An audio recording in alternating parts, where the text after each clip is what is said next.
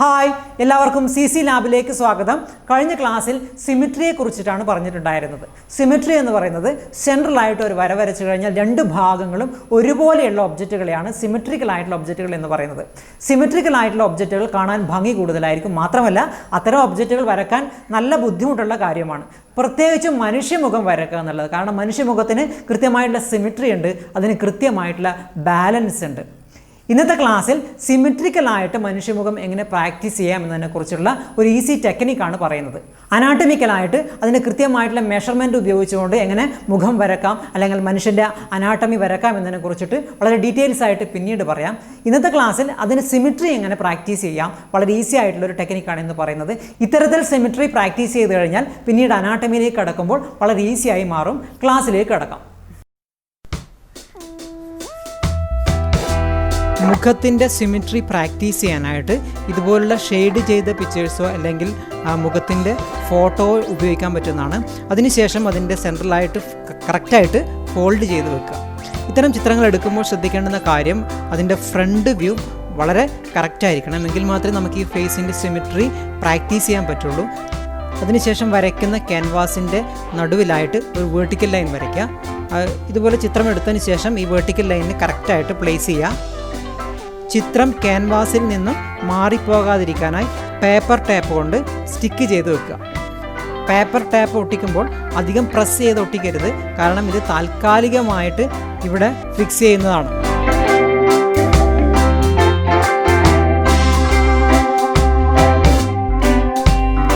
ചിത്രം ഫിക്സ് ചെയ്ത് കഴിഞ്ഞാൽ ഫേസിൻ്റെ റൈറ്റ് സൈഡ് ക്യാൻവാസിൻ്റെ ലെഫ്റ്റ് സൈഡിലേക്ക് കോപ്പി ചെയ്യുക. അതിനുശേഷം ഐബ്രോ, ഐ, നോസ്, മൗത്ത് എന്നീ സ്ഥലങ്ങളിൽ കൃത്യമായിട്ട് ലെഫ്റ്റ് സൈഡിലേക്കുള്ള ഹൊറിസോണ്ടൽ ലൈൻ മാർക്ക് ചെയ്യുക. തുടക്കത്തിൽ സിമിട്രി വരയ്ക്കുമ്പോൾ ഇതുപോലെ പ്രാക്ടീസ് ചെയ്യുന്നതാണ് നല്ലത്. പിന്നീട് കുറേ പ്രാക്ടീസ് കഴിയുമ്പോൾ ഇത്തരത്തിലുള്ള ലൈനോ അല്ലെങ്കിൽ മെഷർമെൻറ്റോ ഇല്ലാതെ തന്നെ വരച്ചെടുക്കാൻ പറ്റും. ഇനി ഇതുപോലെ ഫേസിൻ്റെ വിഡ്ത്ത് ലെഫ്റ്റ് സൈഡിലുള്ള ക്യാൻവാസിലേക്ക് മാർക്ക് ചെയ്യുക. റൈറ്റ് ഹാൻഡ് ഉള്ളവർ ഈ സ്റ്റൈലിൽ പ്രാക്ടീസ് ചെയ്യുക. ലെഫ്റ്റ് ഹാൻഡ് ആണെങ്കിൽ ഫേസിൻ്റെ ചിത്രം ലെഫ്റ്റ് സൈഡിൽ വെച്ച് റൈറ്റ് സൈഡിലേക്ക് കോപ്പി ചെയ്യാം.